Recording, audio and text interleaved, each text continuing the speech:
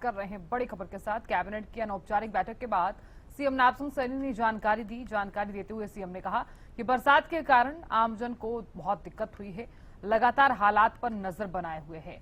इस बार बरसात काफी ज्यादा हुई है। सीएम ने कहा कि क्षतिपूर्ति पोर्टल खोल दिया गया है, सरकार हर तरह से अपने लोगों के साथ खड़ी है।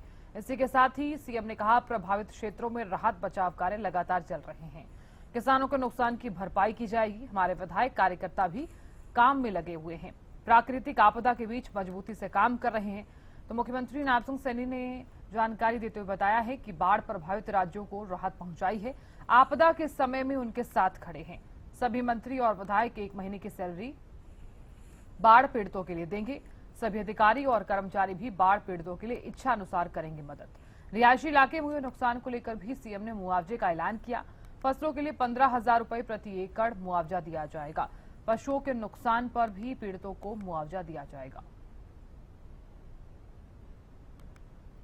प्रति परिवार 4 लाख रुपया उन तक जो पीछे परिवार है हमने किया है। अगर किसी का 40 से 60% अंग भंग हुआ है तो उसको लगभग 60,000 रुपया वो देने का काम, और अगर किसी का अंग कोई चला गया है तो उसको 2 लाख रुपया देने का काम।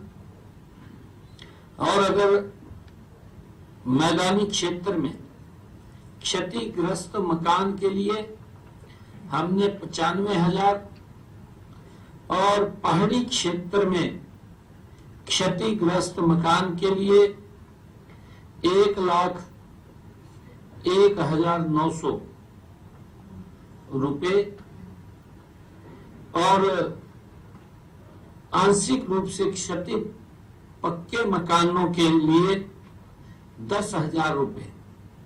जैसे हमने कहा है कि कोई ट्रेड आ गई है, कोई और विषय हो गया है, और आंशिक रूप से क्षतिग्रस्त कच्चे मकानों के लिए 5,000 रुपए। गांव में दुकान, संस्थान व उद्योग 100% हानि होने पर 1 लाख रुपए तक की उस सहायता पहुंचाने का काम हम करेंगे। उस नुकसान के आधार पर 3,500 रुपए से लेकर 15,000 रुपए तक की मुआवजा देने का काम वो हम करेंगे प्रति एकड़।